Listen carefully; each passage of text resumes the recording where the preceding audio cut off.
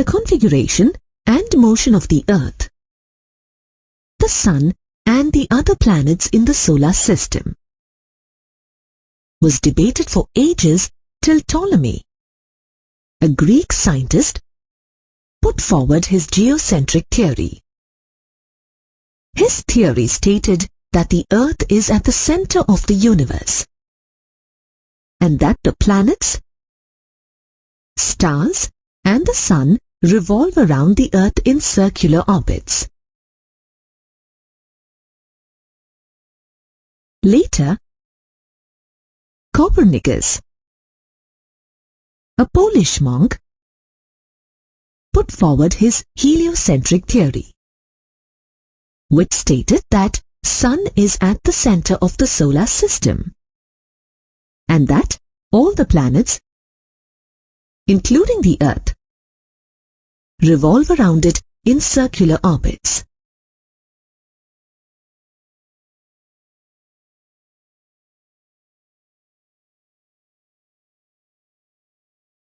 And then Johannes Kepler, building on the work by Tycho Brahe, formulated the three famous laws of planetary motion that have been named after him.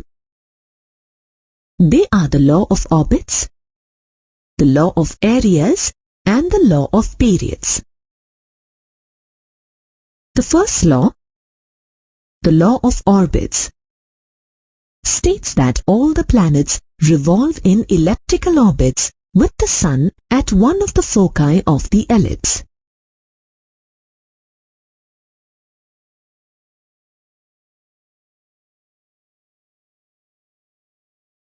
Let us conduct an activity to better understand this. Fix a drawing sheet to a pin board. Select 2 points, F1 and F2 on the board and fix 2 pins at the points. Take a string of finite length and pass it through a small ring. Fix the 2 free ends of the string to the 2 pins located at F1 and F2.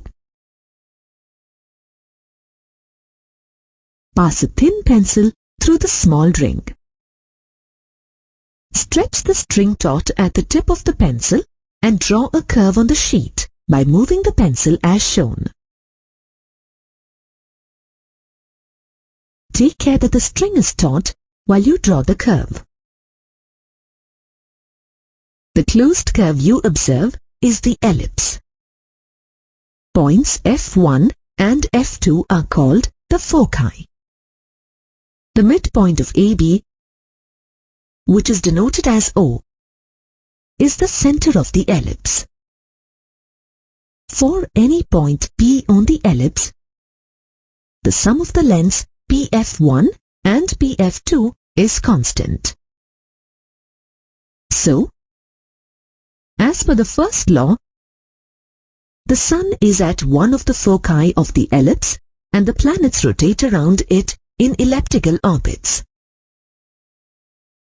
Also note that sum of the lengths PF1 and PF2 is always constant.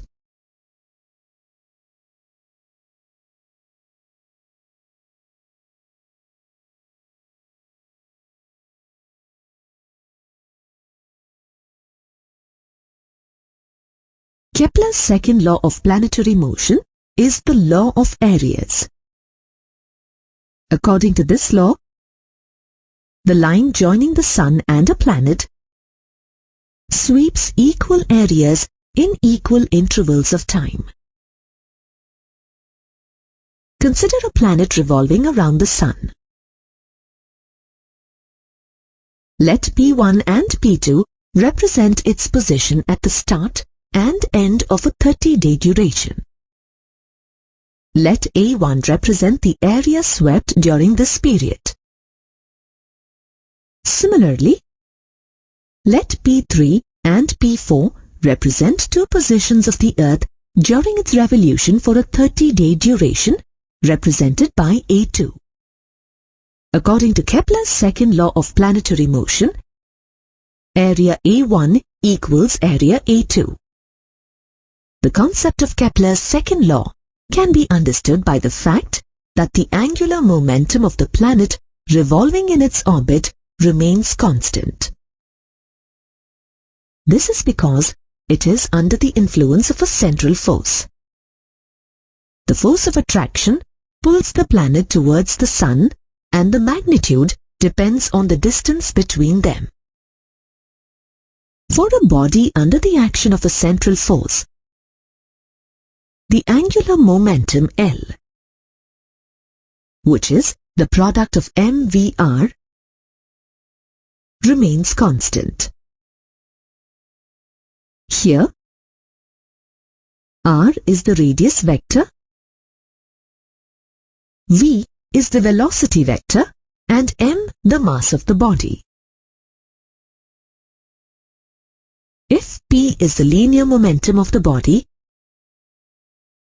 then L is equal to r into p. If delta t is the time in which the radius vector sweeps an area, delta A, then delta A is equal to half multiplied by r multiplied by v delta t. Thus, delta A by delta t is equal to half r multiplied by v. On simplification, we get delta A by delta t is equal to half L by m.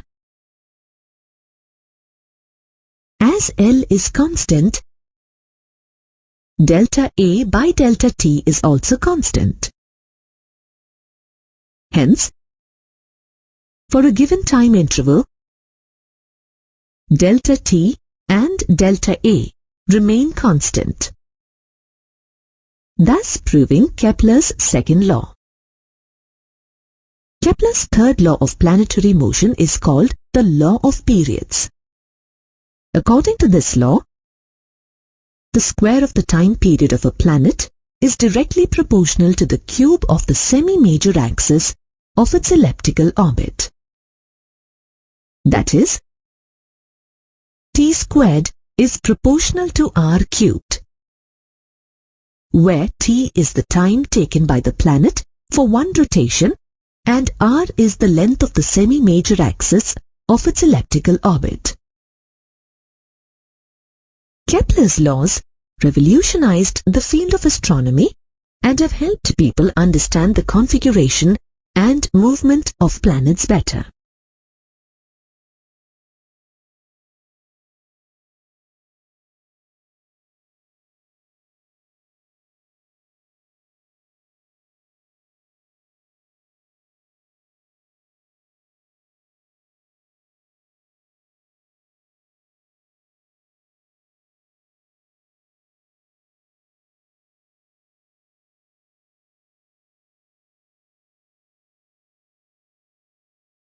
Most of us are aware of Newton's conclusion on an apple falling from a tree and the subsequent discovery of gravitational force.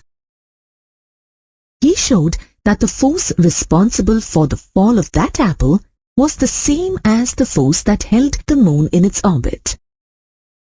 This implies that the force of attraction between any two bodies applies to all the bodies in the universe. This force is referred to as gravitational force. The word gravity is derived from Latin meaning heavy. The moon revolving around the earth is under the action of centripetal force, which makes it follow a curved path. This centripetal force is provided by the gravitational force between the earth and the moon, similar to that of the force between moon and the earth. The magnitude of the gravitational force between any two objects varies with the distance between them, as well as their masses. According to Newton, the moon revolving around the earth has a centripetal force. which is due to the Earth's gravitational force. The centripetal acceleration of the Moon is given by the expression am equal to v square by rm, where v is the speed of the Moon in its orbit and rm is the distance between the Moon and the Earth. The velocity of the Moon in its orbit is derived from the fact that the Moon's orbit is circular of radius rm and its revolution period is t. Thus, the orbital velocity of Moon is equal to circumference of the orbit by its time period, which is equal to 2 pi rm divided by t. The expression on simplification gives us am equal to 4 pi square rm by t square.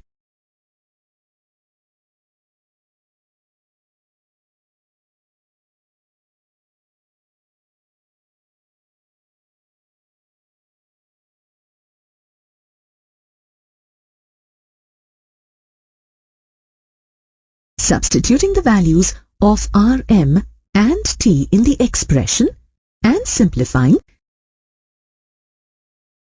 the acceleration of the Moon obtained is much less than the acceleration of a freely falling body on the surface of the Earth. From this observation, Newton concluded that the magnitude of the Earth's gravitational force decreases with distance. Thus, based on the observations regarding forces, Newton proposed the universal law of gravitation. It states that every particle in the universe attracts other particle with a force that is directly proportional to the product of their masses and inversely proportional to the square of the distance between them.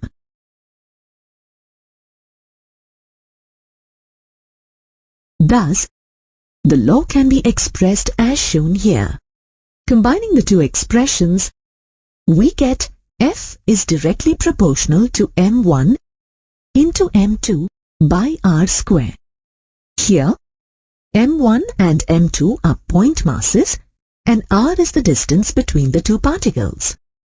Replacing the proportionality sign with the equal to symbol, we get a constant g, called the universal gravitational constant. It is called the universal constant as its value 6.67 into 10 to the power minus 11 Newton meter square per kg square remains the same throughout the universe.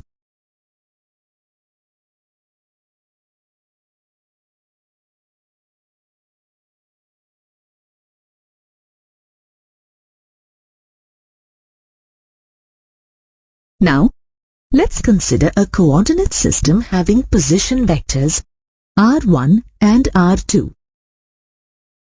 When we apply the law to 2 point masses m1 and m2 in the coordinate system, we get the mathematical expression for the gravitational force of m1 on m2 as F12 is equal to gm1 m2 by mod of r12 cube into minus r12, where r12 is the vector in the direction m1 to m2, which is equal to r2 minus r1.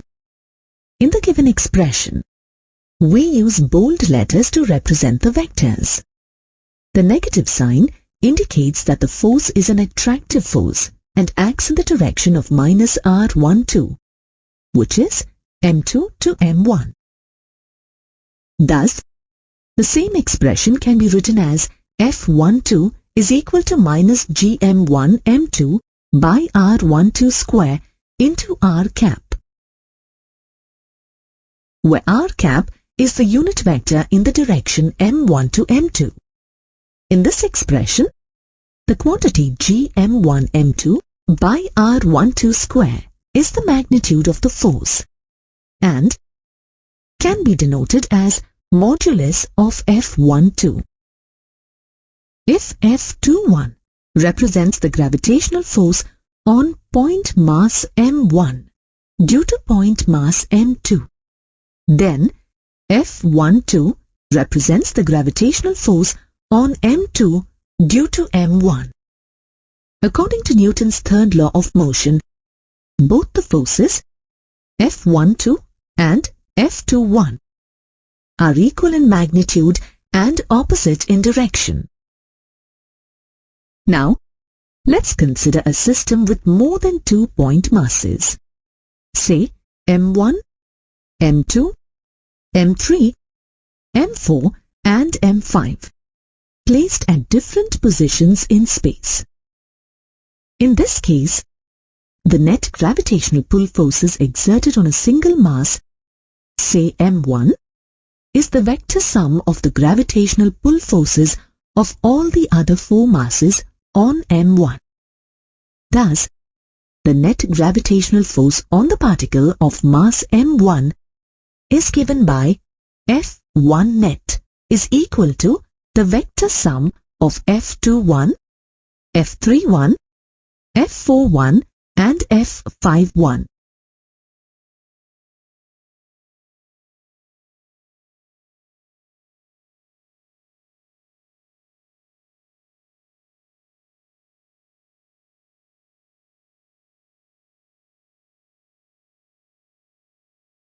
Now let's try to find the gravitational forces between extended objects, which are huge in size like the Earth and the Moon.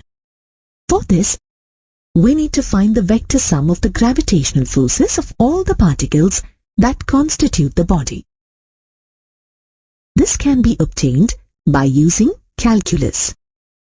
When we deal with the gravitational forces between extended bodies, we need to consider 2 special cases. The first one is the gravitational force of attraction between a hollow spherical shell of uniform mass, density, and a point mass resting outside the surface is equal to the gravitational force between the point mass and the mass of the shell concentrated at its center. The second one is, if we consider a point mass within a hollow spherical shell of uniform density, the force of attraction due to the shell on a point mass situated inside it is 0. Let us learn about these cases in detail. The hollow shell can be considered to be consisting of several point masses along its surface.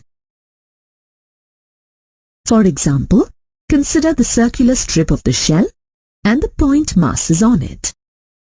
Gravitational forces caused by various point masses on the circular strip of the shell have 2 components of the forces, one along the line joining the point mass and the center of the shell, and the other perpendicular to it. The perpendicular components cancel each other, making the resultant force acting along the line joining the point mass and the center of the shell.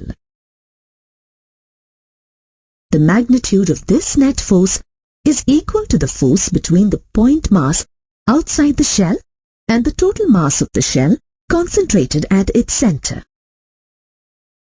Now let us look in detail about the second case. In this case, again consider different regions of the spherical shell that contain point masses. The point masses on different regions of the shell attract the point mass inside it in different directions. These forces cancel each other completely, and hence the resultant gravitational force on the point mass inside it is 0. Thus, the gravitational force between extended objects differs from one situation to another.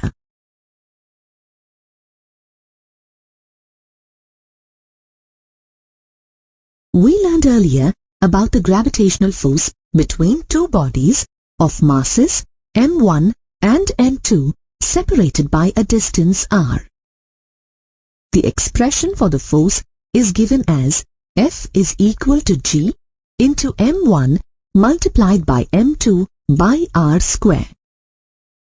where g is the universal gravitational constant. In the expression, g is referred to as universal constant, as its value is constant in any place in the universe. The value of g was experimentally found by Henry Cavendish during his effort to find the density of the Earth.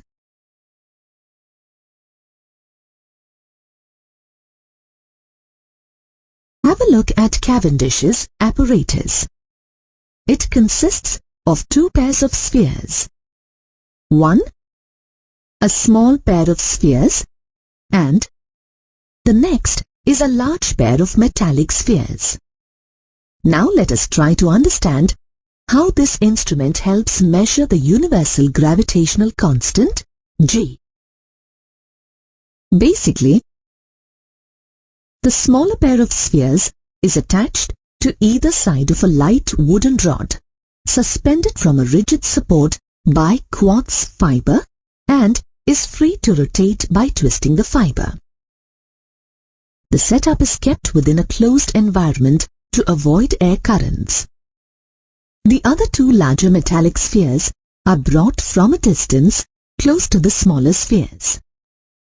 They are placed at an equal distance on either side of the small spheres so that all the four spheres lie in concentric circles.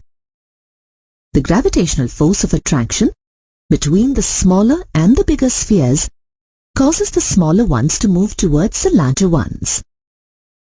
Hence, they move along the arc of a circle with a radius equal to half the length of the rod. The system of horizontal rods rotates till the torque due to gravitational force between the spheres equals the restoring torque on them.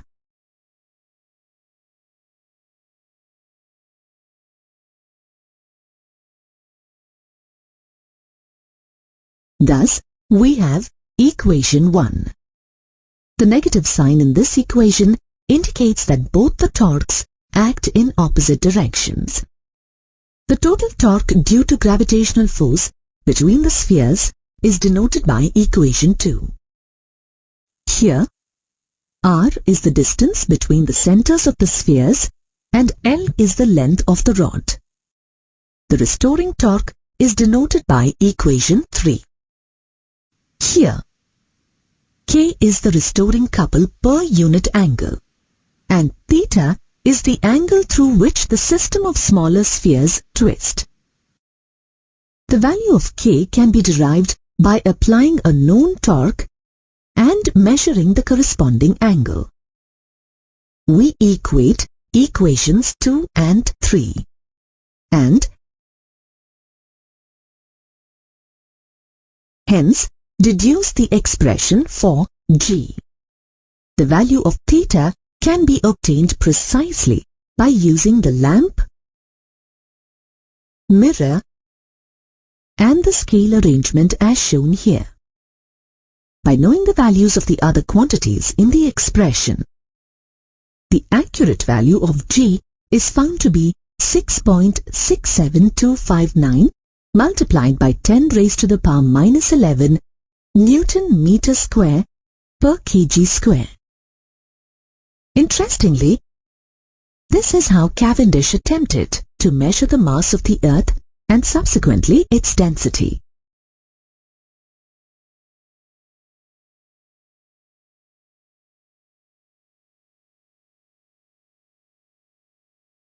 Assume the gravitational force of attraction between Earth and a small sphere of mass m on its surface is denoted by equation 4. It is the same force that is referred to as the weight of the body W, given by mg, where g is the acceleration due to gravity on the surface of the Earth. Equating equations 4 and 5, we get the expression for acceleration due to gravity in terms of g, radius of the Earth, and its mass. To determine the value of g, we can perform simple activities like dropping a body from a known height and measuring the time taken to descend. Knowing the values of the radius of the Earth and the knowledge of the value of g enables one to measure the mass of the Earth.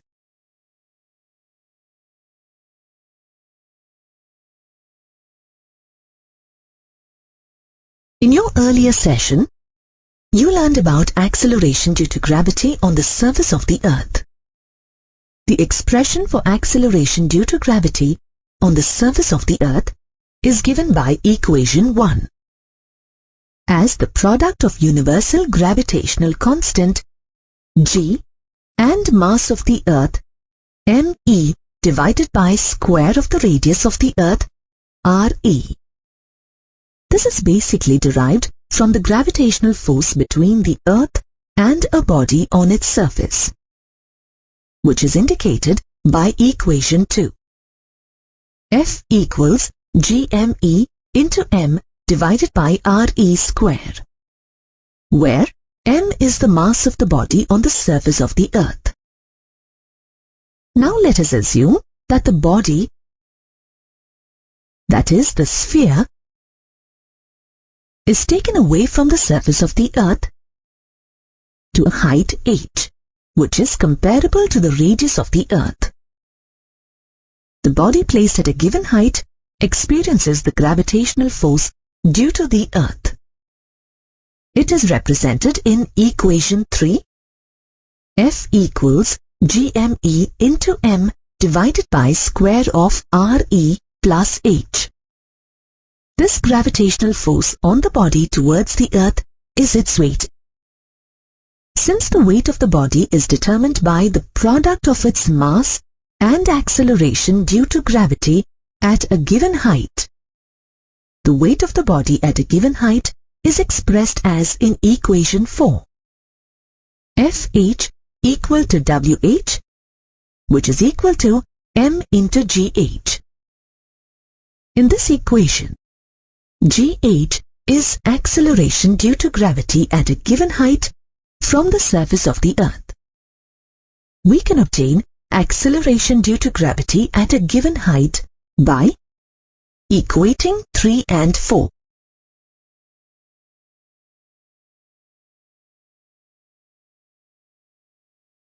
Let this expression be equation 5.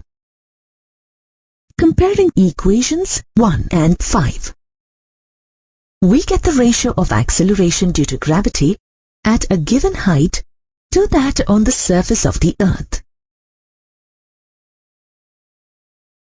Simplifying the expression, we get acceleration due to gravity at a given height as in equation 6. Gh is equal to g into 1 plus h by re power minus 2.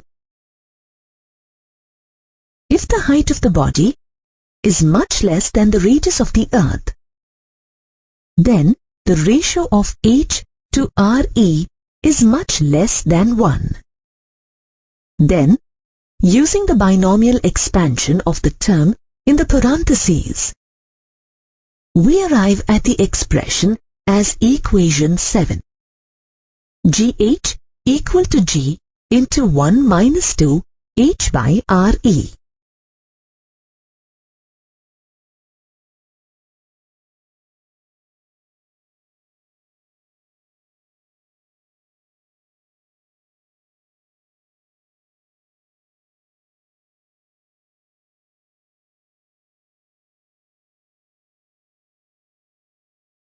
To consider the variation of acceleration due to gravity below the surface of the Earth, let us assume that the Earth is a perfect sphere of uniform mass density ρ. Based on the formula, mass is equal to volume into density. The mass of the Earth is represented by equation 8. Me equals to 4 by 3 pi re cube into ρ.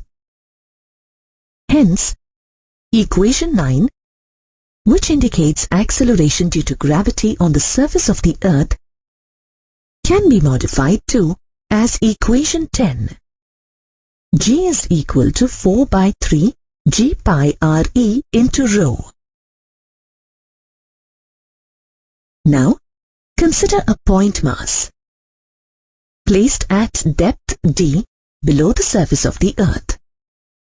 The Earth is considered to be made of a concentric shell of thickness d and a sphere of mass ms and radius re minus d as indicated.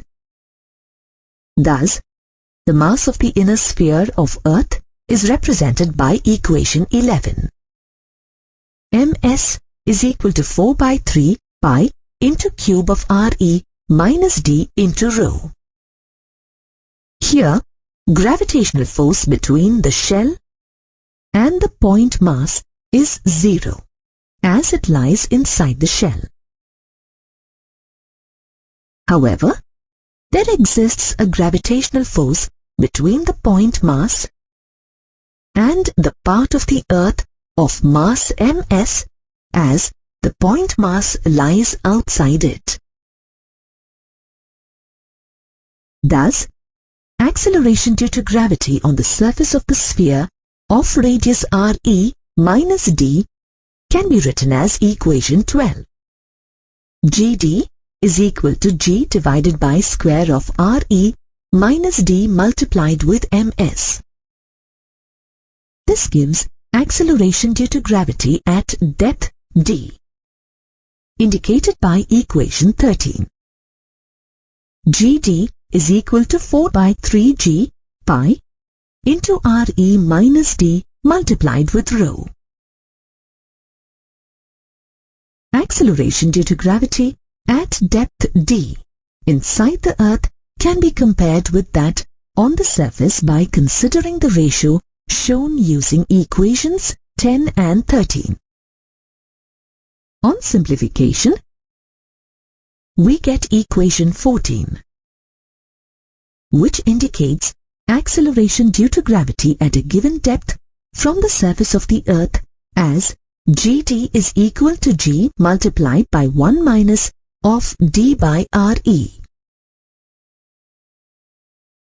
That's how we derive the expression for measuring G above and below the Earth's surface.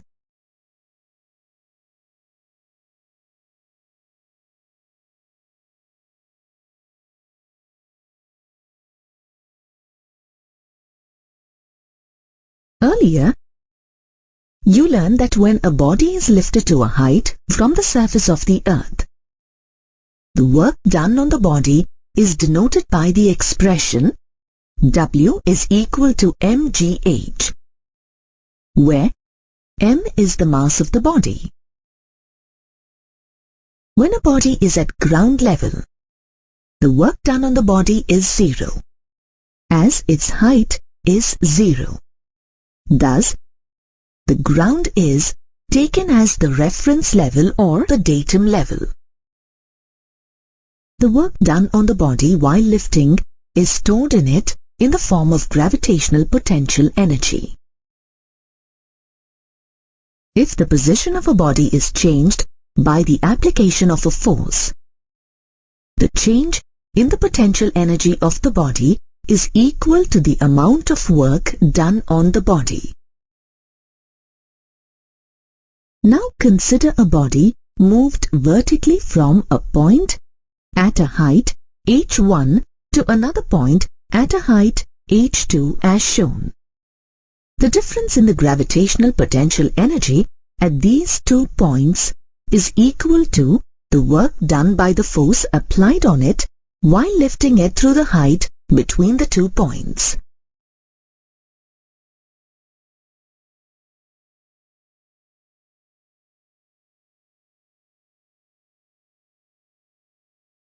The concept of change in gravitational potential energy of a body is calculated by the product of its mass, acceleration due to gravity at the given place, and the change in the height of the body from the chosen reference level.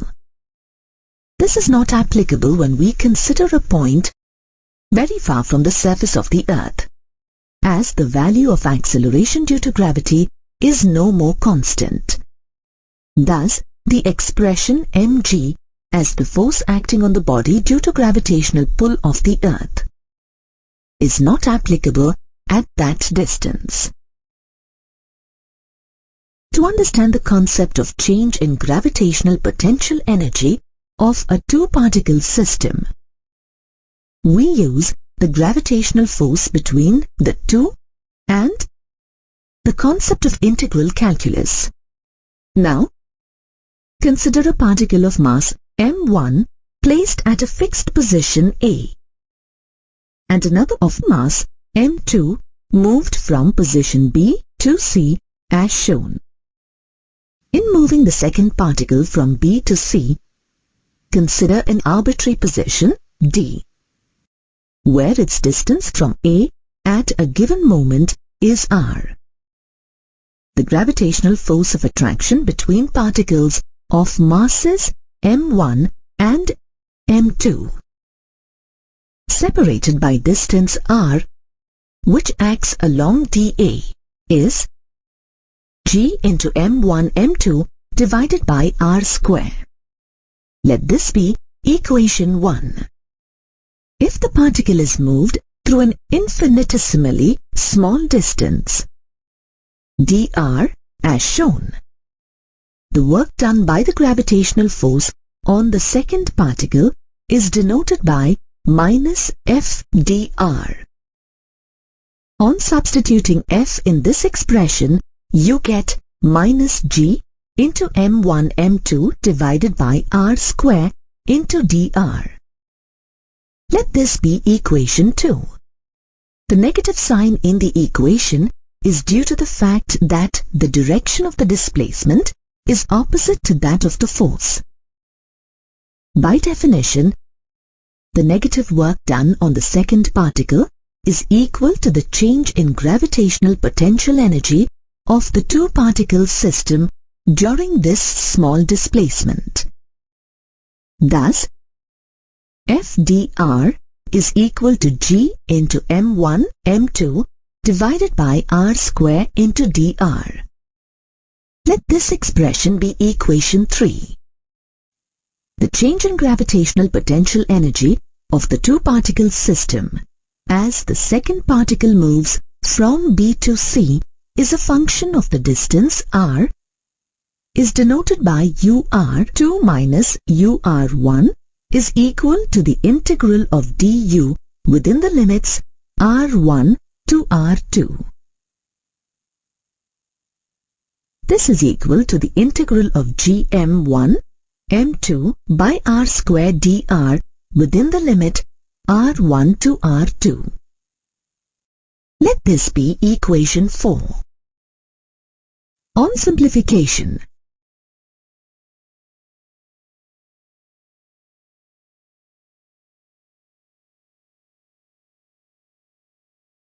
we get the expression ur2 minus ur1 is equal to gm1 m2 into 1 by r1 minus 1 by r2. Let this expression be equation 5. Now consider the distance between the two particles is infinity. In this case, the potential energy of the system is chosen to be 0. Thus, U infinity is equal to 0. In general, while defining the gravitational potential energy of a two-particle system, we bring a particle from infinity close to another particle. In this expression, R1 is infinity and R2 is equal to R. By applying this to the two-particle system considered, we bring the second particle from infinity close to the first particle. Here, UR is equal to UR2 minus UR1, which is equal to UR minus U infinity. As U infinity is 0, the same expression can be written as UR is equal to UR minus 0. Thus, the gravitational potential energy of the two-particle system separated by distance r is denoted by UR is equal to minus of gm1 into m2 by r. Let this be equation 6. In this system, if the mass of one particle, say m1, is taken to be unity and the mass of m2 as m, then the energy of the two-particle system is UR is equal to minus gm divided by r. This is defined as the gravitational potential at a distance r from particle of mass m, measured in joule per kilogram. So far we have considered a two-particle system. If we consider a three-particle system, say at positions P, Q and R as shown, we have three pairs of particles, PQ, PR and QR.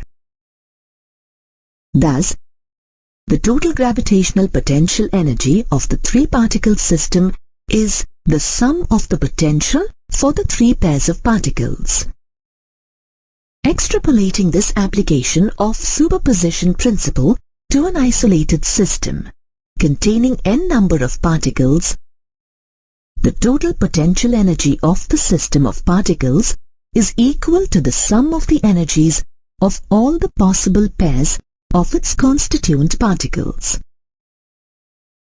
Thus, you have learned about the gravitational potential energy in two-particle and three-particle systems.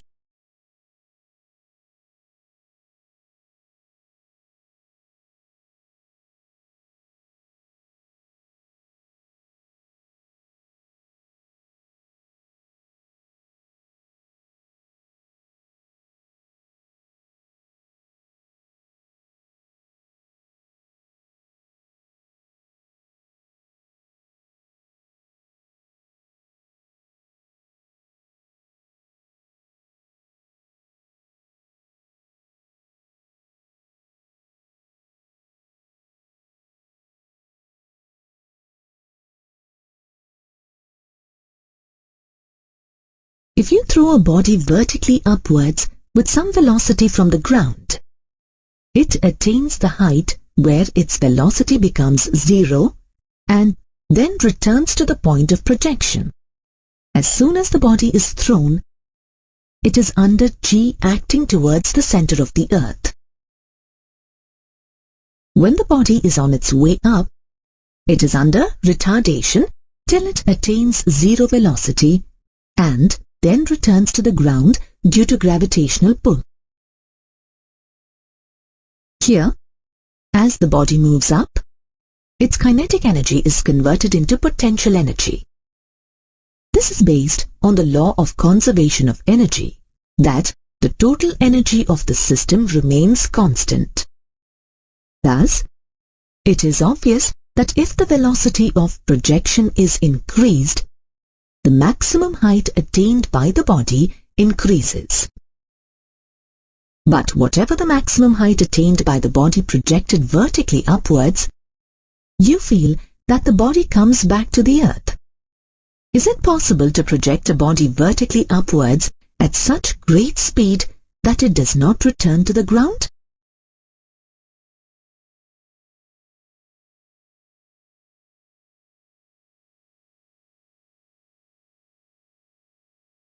Here's another way to ask the same question. Is it possible to project a body vertically upwards with a speed that allows it to escape the gravitational field of the earth? If it is possible, the speed will be the escape speed of the object. Sometimes, escape speed is also referred to as escape velocity. For the time being, assume this is possible. In this case, does the escape speed of different objects depend on their masses?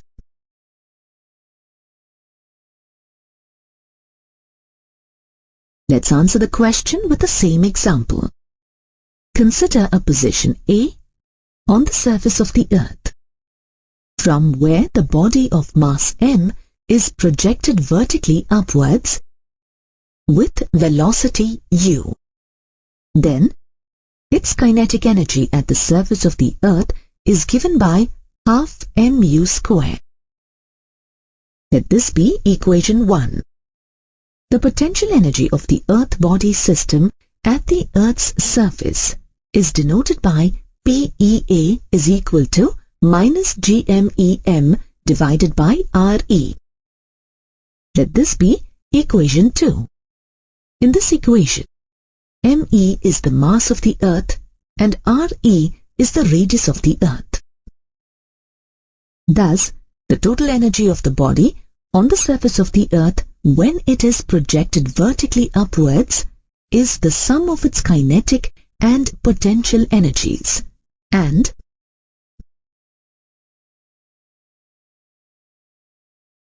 is denoted by the expression TEA is equal to half mu square minus GMEM divided by RE. Let this be equation 3.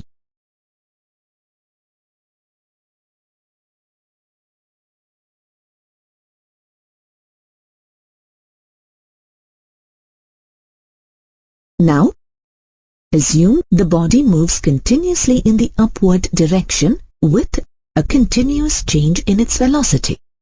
At position B, the height gained by the body is h, and its velocity at this position is v.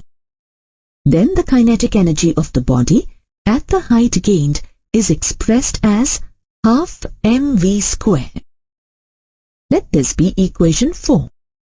The potential energy of the Earth body system when the body is at height h is denoted by the equation PEB is equal to minus GMEM divided by RE plus h. Let this be equation 5. Thus, the total energy of the body at position B is expressed as the sum of equations 4 and 5. Let this expression be equation 6.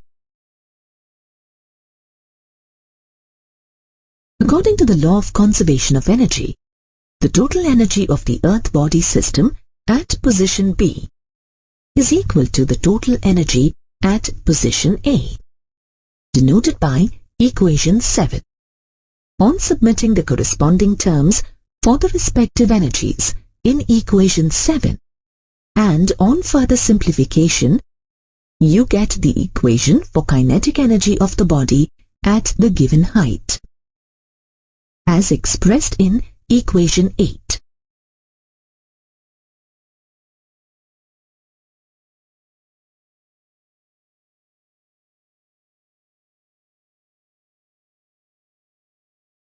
The height gained by the body projected vertically upwards is maximum when its velocity v becomes 0.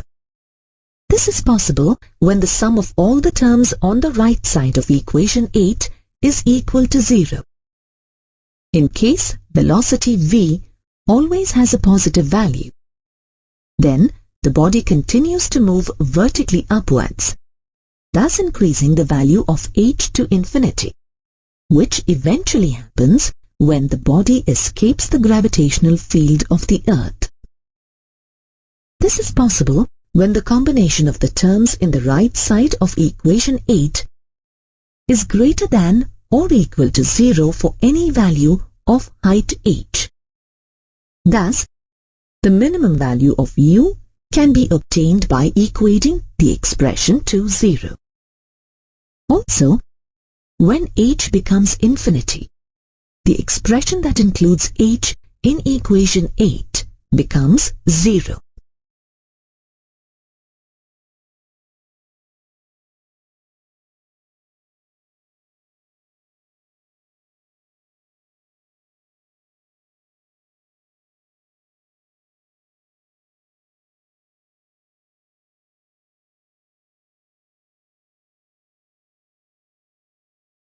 Rearranging the terms in the equation and simplifying, you get the value of U as given by the equation U is equal to square root of 2 GME divided by RE. Let this be equation 9.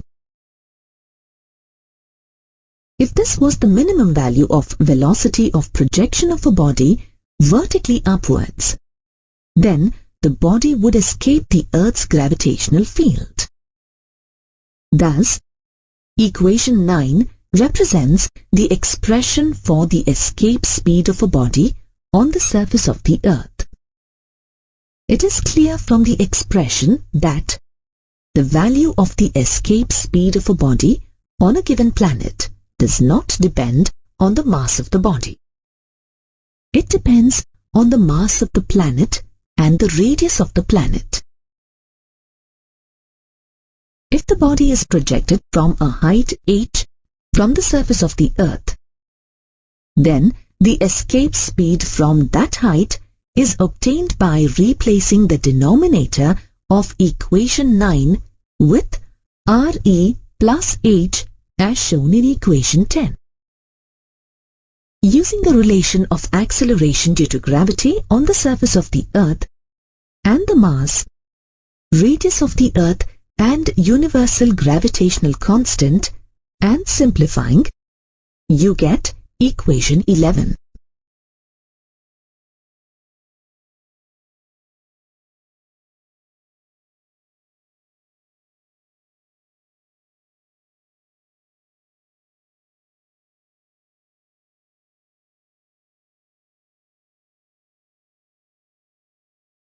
Satellites are celestial objects that revolve around planets.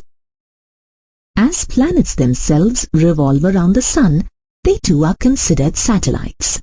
Thus, Kepler's laws of motion are applicable to satellites too. The Earth's natural satellite is the Moon. The orbit of the Moon is nearly circular. Hence, the Moon is under the action of a centripetal force. This centripetal force is provided by the gravitational force between the Earth and the Moon. Now, consider the height of the Moon from the surface of the Earth as h and Re as the radius of the Earth. Then, the effective radius of the Moon's orbit is Re plus h. The centripetal force on the Moon is expressed as Fc is equal to mv square by Re plus h, where m is the mass of the Moon and v is the speed of the Moon in its orbit. The speed of the Moon in its orbit is also referred to as orbital speed. Let this expression be equation 1. The gravitational force between the Moon and the Earth is expressed as Fg is equal to gmem by Re plus h square, where me is the mass of the Earth. Let this be equation 2. Equating the two equations and simplifying,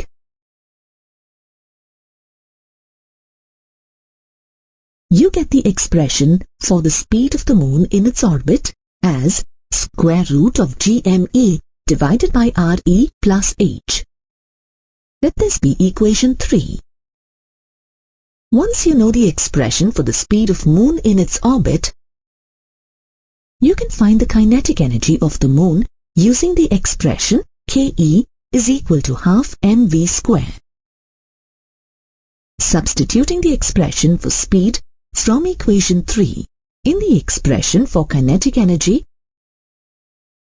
you get the expression for kinetic energy as Ke is equal to half m gme divided by Re plus h.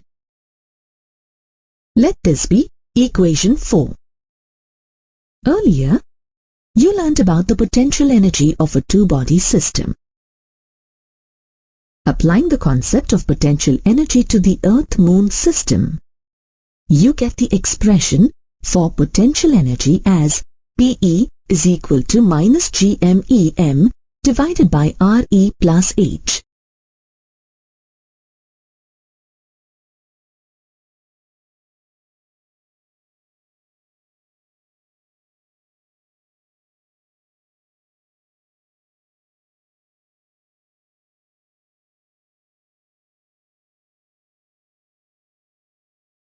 Let this be equation 5.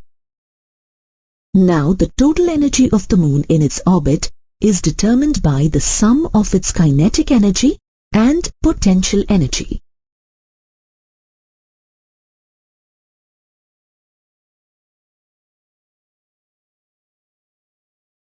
Thus, the total energy of the Moon or any given satellite revolving in its orbit around the Earth at a given height is expressed as minus of GMEM divided by 2 times RE plus H.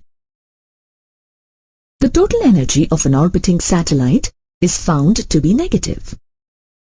Let this be equation 6.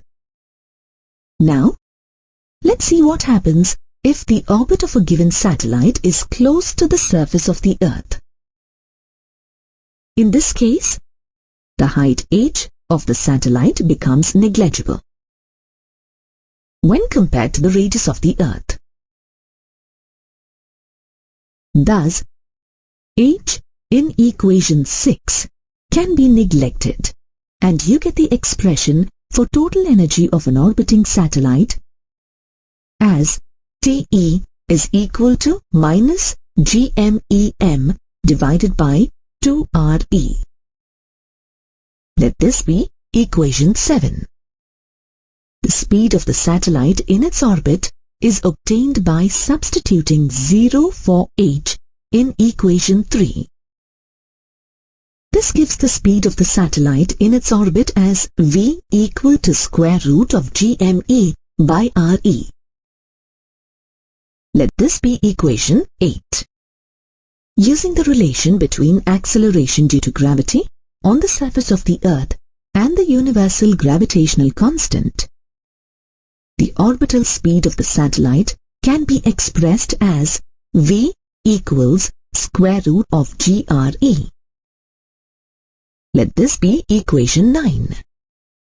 The speed of the orbiting satellite can also be obtained using the relation between the time taken by the orbiting satellite in its orbit, t, also known as the period of the satellite, and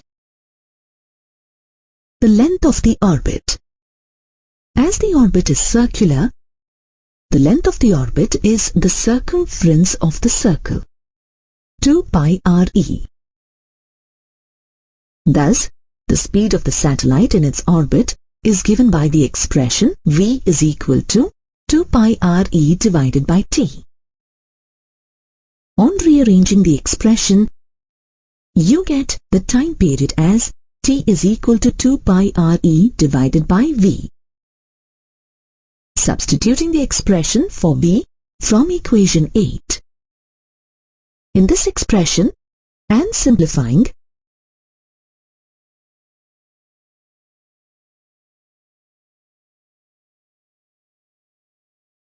you get the square of the time period proportional to the cube of the radius of the orbit. This expression shows that it is in compliance with Kepler's third law.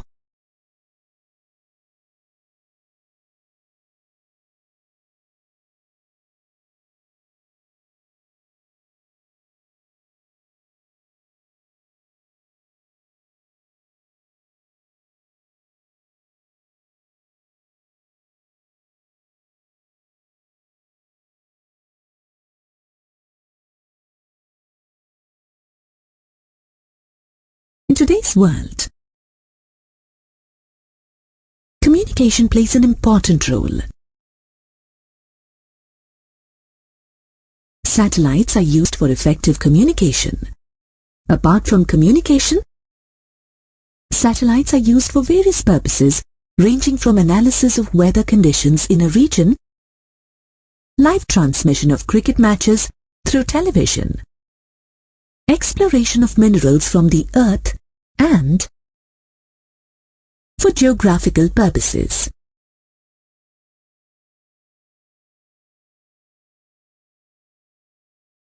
Satellites used for various purposes are artificial satellites. In a broader sense, there are two categories of artificial satellites, namely geosynchronous and sun-synchronous satellites. First, you will learn about geosynchronous satellites. Earlier, you learned that the speed of an Earth satellite in its orbit is denoted by the expression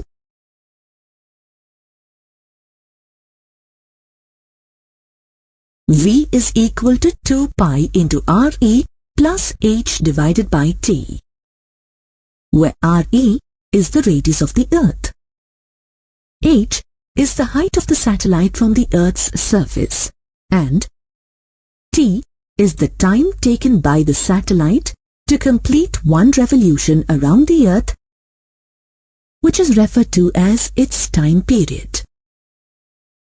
Let this be equation 1. The speed of a satellite in its orbit can also be obtained using the relation v is equal to the square root of gme divided by Re plus h, where me is the mass of the Earth and g is the universal gravitational constant. Let this be equation 2. Equating expressions 1 and 2 and simplifying,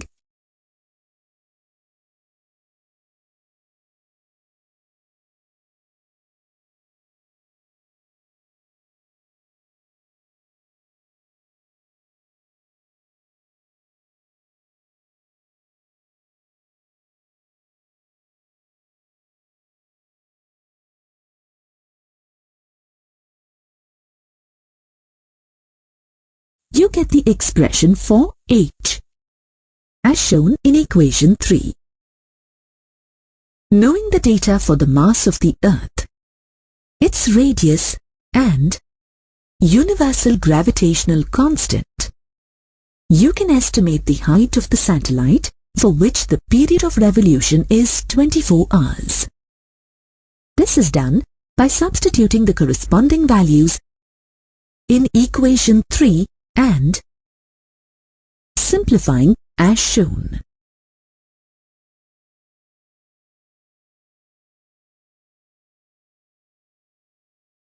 Thus, a satellite whose height from the surface of the Earth is about 35,850 kilometers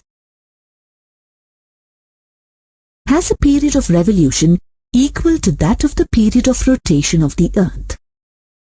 If the orbit of the satellite is in the equatorial plane of the Earth, then the satellite appears to be stationary relative to a position on the surface of the Earth.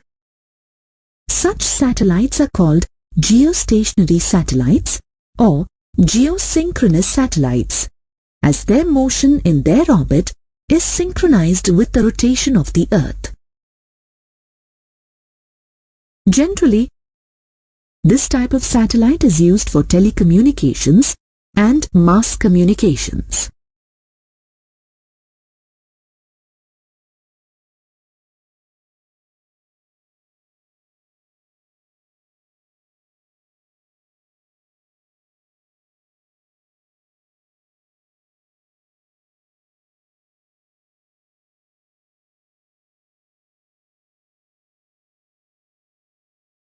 The International Satellite System, generally referred to as INSAT, is a series of geostationary satellites set up by Indian Space Research Organisation (ISRO) to cater the meteorological, telecommunications and broadcasting needs of the country.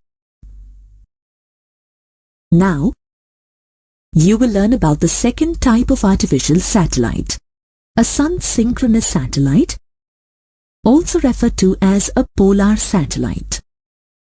The altitude of a polar satellite is lower than that of a geostationary satellite. that is, in the range of 700 to 1700 kilometers. Accordingly, the time period of such a satellite is of the order of a few hours.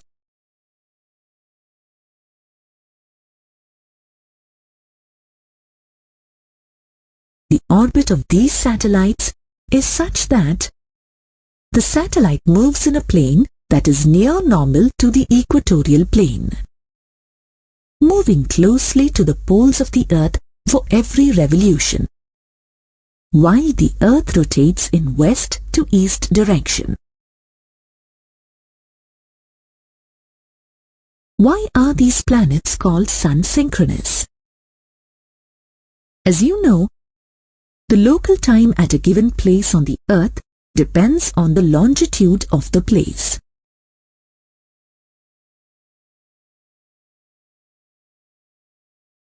With the rotation of the Earth, the local time at a given place changes with the relative position of the Sun.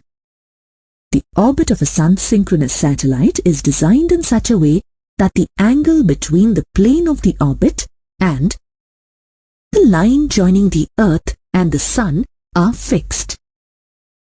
This maintains consistency in the lightning conditions of a given place.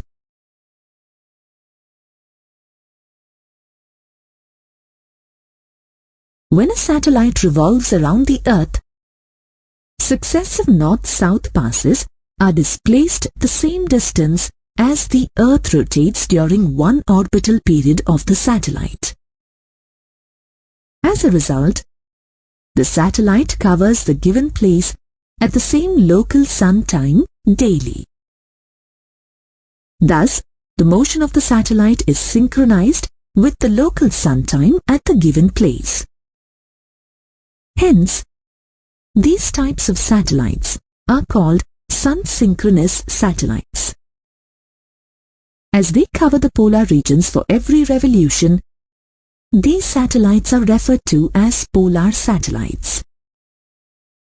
As the altitude of a polar satellite is less, a camera fixed to the satellite can scan only a small strip of the Earth in one revolution. For the next revolution, as the Earth rotates on its axis, the adjacent strip of the Earth is scanned. Thus, in a single day, the whole of the Earth is scanned in a series of strips. Indian remote sensing satellites, generally referred to as IRS, which are used for remote sensing applications, environmental studies, weather analysis, forecasting, and similar applications, are examples of polar satellites.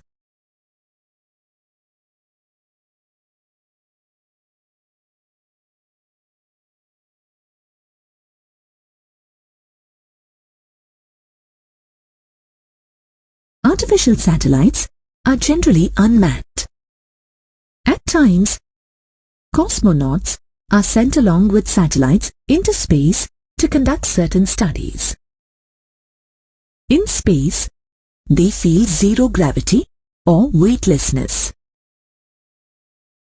The weight of a body is the force experienced by the body due to the gravitational pull of the Earth.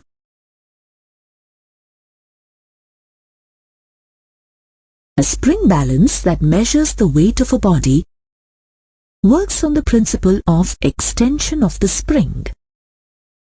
Under the action of the weight of the body attached to the balance, which is fixed to a rigid support. While measuring the weight of the body attached to the balance, the body is pulled downwards due to the Earth's gravity. It, in turn, exerts the same force on the spring downwards, causing its extension. This is indicated in the reading of the balance. If the balance is not suspended to the rigid support and is allowed to fall freely, then both the body and the spring balance fall down with acceleration due to gravity. In this case, the force exerted on the body by the balance is 0. Hence, the stretching of the spring is 0. Thus, the spring balance reads 0 weight of the body. This situation is the weightlessness of the body. Thus, we can say that a body experiences 0 gravity or weightlessness in a free fall. In the case of a satellite orbiting the Earth, it is similar to any other freely falling body. But it has very high velocity in a tangential direction of its orbit, due to which it misses the Earth as it falls. Thus, every part of the satellite is in a state of free fall, and it is subjected to acceleration due to gravity in that position. Hence, cosmonauts in manned satellites experience weightlessness.